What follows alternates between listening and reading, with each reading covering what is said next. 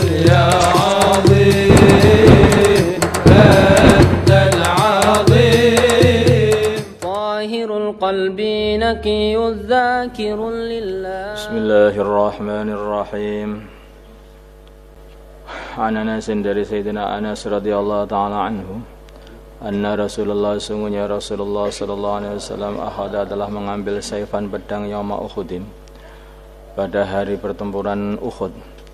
Faqala, maka beliau bersabda, man siapakah yakhudu, yang akan mengambil mini dari aku, hadza, inilah pedang. Fabasatu, maka mereka para sahabat telah mengulurkan aydiyahum, tangan-tangan mereka, kullu insanin, ya setiap orang, minhum dari mereka. Yaqulu, mereka mengatakan, ana, saya siap. Qala, bersabda baginda Nabi, faman, maka siapakah yakhuduhu, yang akan mengambil pedang ini, bihaqqihi, dengan haknya pedang ini. Fa ahjama, maka menghentikan al-qawmu, kaum permintaannya, sehingga mereka tidak berani. Faqala, maka berkata Abu Dujanah radhiyallahu ta'ala anhu, ana akhuduhu bihaqqih, aku akhuduhu, akan mengambil pedang itu, bihaqqihi, dengan haknya pedang itu. Fa akhadahu, maka Abu Dujanah telah mengambil pedang itu. Fa falaka, maka beliau telah membelah bihi, dengan pedang itu, hamal musyrikin, kepalanya orang-orang musyrik. Rawahu, meriwayatkan hadis Musliman wa Muslim. Ismu Abu Dujanah, namanya Abu Dujanah, Simak ibn Kharasah, yaitu Simak ibn Kharasah. Qauluhu, perkataan Sayyidina Anas, ahjamal qawmu, lafal ahjamal qawmu, ayat tawaqafu, maksudnya mereka telah menghentikan, meminta. Wa falaqa bihi, dan artinya falaqa bihi ay syaqqa, yaitu membelah. Hamal musyrikin, maknanya hamal musyrikin ay ru'usahum, yaitu kepala-kepalanya orang musyrik. Ini bagaimana para sahabat itu ketika ditawari kebaikan itu, mereka itu berebut, siapa yang siap untuk mengambil pedang ini, maka mereka langsung berebut, saya. Nah, siapa yang siap keluar 4 bulan, saya. Sekarang itu, siapa yang siap keluar 4 bulan, lingu, lihat kanan, lihat kiri, kamu juga, semua kamu, bukan saya, bukan kamu. Jadi mubadarah bil amal, cepet-cepetan untuk amal kebaikan itu kayak begini, semangat yang ada pada zamannya para sahabat. Ini bukan 4 bulan ini keluar ini bisa tidak kembali lagi ke rumah ini. As-sadisu, hadis yang nomor 6.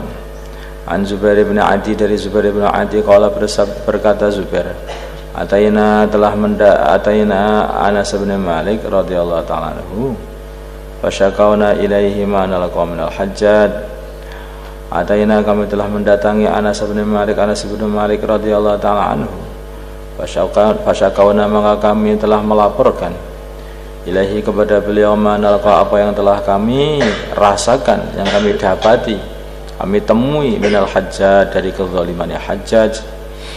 Faqala, maka berkata Sayyidina Anas, isbiru, bersabarlah kalian, fa innahu, maka sesungguhnya, layak tidak akan datang alaika, kepada kamu, zaman, suatu zaman, illa walladhi ba'dahu, kecuali zaman setelahnya, syarrun, adalah lebih baik, minhu, daripada zaman yang kamu jalani, hatta talqau, sehingga kalian semua, kamu bersabar, hatta talqau, sehingga kalian bertemu Rabbakum, Tuhan kalian.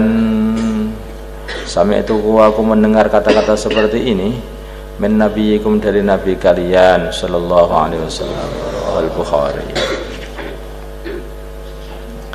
Jadi dengan begini itu orang itu gak usah nuntut sana, gak usah nuntut sini. Itu Hajjaj itu kan jadi amir waktu itu, dan amir yang sangat-sangat zalim ini. Kalau sudah marah itu manusia itu dicap seperti kuda gitu. besi dipanasi, kemudian dicap lehernya, itu kayak kuda, cap tangannya, cap lehernya, cap itu. Itulah perbuatannya Hajjaj. Sehingga orang-orang Islam itu betul-betul merasa sumpek dengan perbuatannya Hajjaj itu, sudah nggak kuat katanya. Tetapi oleh Sayyidina Anas bin Malik, jangan begitu, kamu sabar saja, amalkan apa yang harus kamu amalkan, tetaplah bertakwa kepada Allah, amalkan apa yang harus kamu amalkan.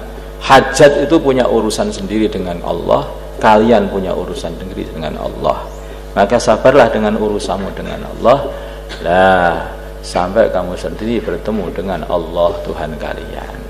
Jadi begitu loh, kalau begitu kan enak orang itu. Kadang begini, Hajjaj mau zalim, ya silahkan zalim, kamu punya urusan dengan Allah. Kalau kamu wahai Hajjaj, kamu zalim kepada umat ini, maka Allah yang akan membalas kamu nanti di akhirat sana. Orang itu nggak bisa kok berbuat semaunya, ya terserah, berbuatlah semaunya, tetapi nanti di akhirat kamu juga akan dihajar oleh malaikat-malaikat penunggu neraka sana. Jadi orang itu nggak bisa berbuat seenak, semua perbuatan semaunya sendiri, itu semuanya itu akan ada resikonya nanti di akhirat. Maka dalam kondisi seperti ini bagaimana ini kalau mungkin amirnya itu zalim, amirnya tidak sesuai, sabar, yang sabar. Semua punya urusan sendiri-sendiri dengan Allah. Seorang amir punya tanggung jawab yang harus dipertanggungjawabkan di depan Tuhannya. Seorang rakyat punya tanggung jawab yang harus dipertanggungjawabkan di depan Tuhannya. Sudah seperti itu. As-sabiqu yang nomor 7, an Abi Hurairah, dari Abu Hurairah radhiyallahu ta'ala anna Rasulullah, sungguhnya Rasulullah sallallahu alaihi wasallam qala, beliau bersabda, badiru, cepat-cepatilah, lancangilah bil a'mali, dengan berbuat amalan-amalan, sab'an perkara 7. Lancangilah, balaplah bil a'mali, dengan amalan-amalan, sab'an perkara 7. Atau badiru, dahuluilah bil a'mali, dengan amalan-amalan, sab'an perkara 7.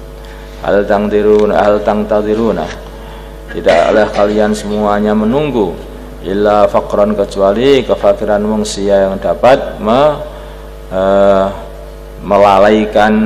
Sebelum kamu menjadi fakir yang melalaikan, hendaknya cepat-cepat kamu amal dengan memperbanyak sedekah, au ghinan mudghiyah, atau kaya yang membuat lacut.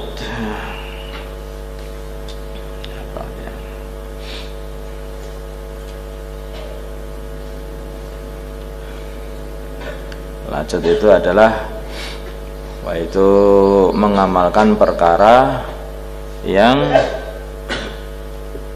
tidak sesuai dengan kebenaran.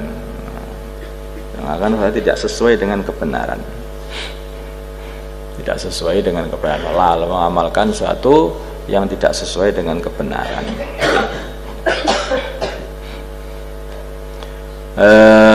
Amaradun, atau sakit, mufsidan, yang merusakkan. Kalau sudah sakit yang merusakkan, nanti akhirnya kamu tidak bisa amal. Maka sebelum sakit, mumpung sehat, maka hendaknya kalian cepat-cepat amal. Aw haraman mufnida, atau pikun yang menjadikan salah semuanya. Mufnid itu yang memelencengkan dari kebenaran. Orang itu kalau sudah pikun, itu jadi salah saja, itu berbuat apa saja. Lah sebelum kamu pikun, maka hendaknya kamu itu cepat-cepat amal.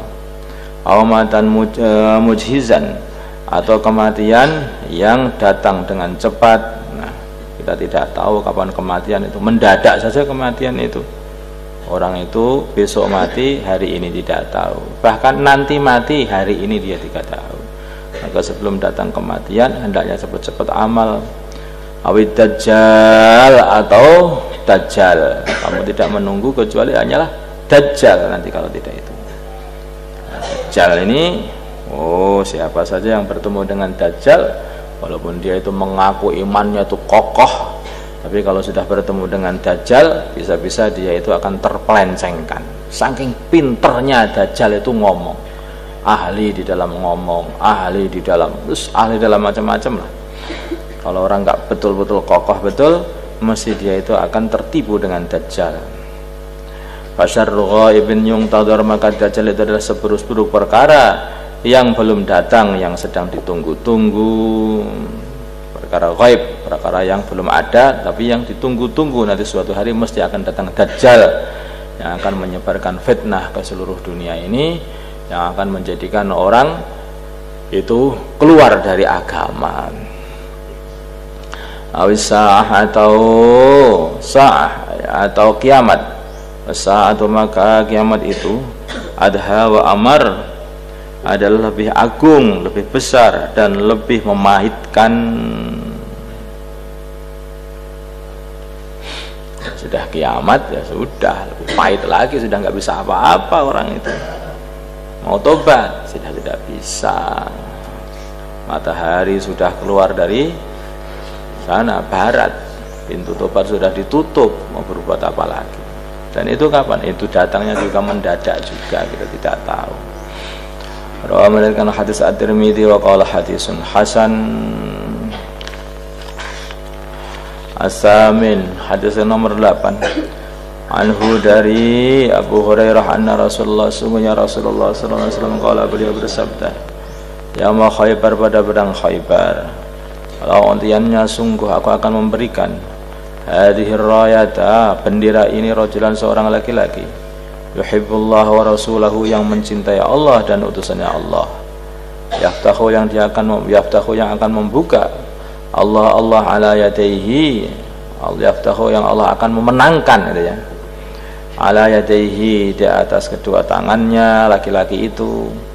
Qala, berkata Umar radhiyallahu ta'ala anhu, ma ahbabtu, aku tidak pernah menginginkan al-imarata, untuk menjadi pimpinan, illa yauma idzin, kecuali pada hari itu saja.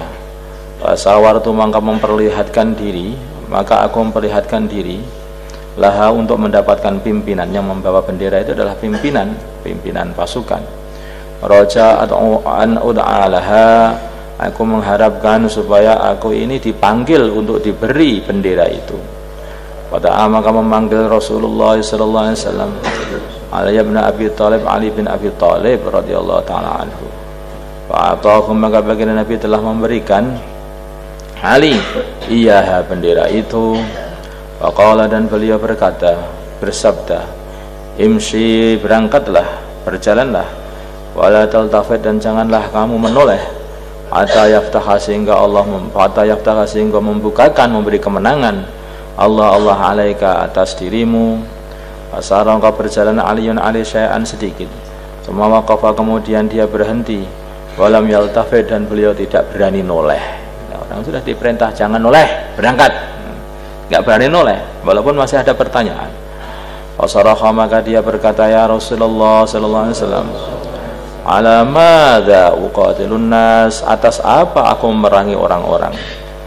Qala, bersabda baginda Nabi, qatilhum, perangilah mereka, hatta yashhadu, sehingga mereka mau bersaksi, sungguhnya la ilaha illallah, tidak ada Tuhan yang berhak disembah kecuali Allah, wa anna Muhammadar Rasulullah, dan sungguhnya baginda Nabi Muhammad sallallahu alaihi wasallam adalah utusan Allah.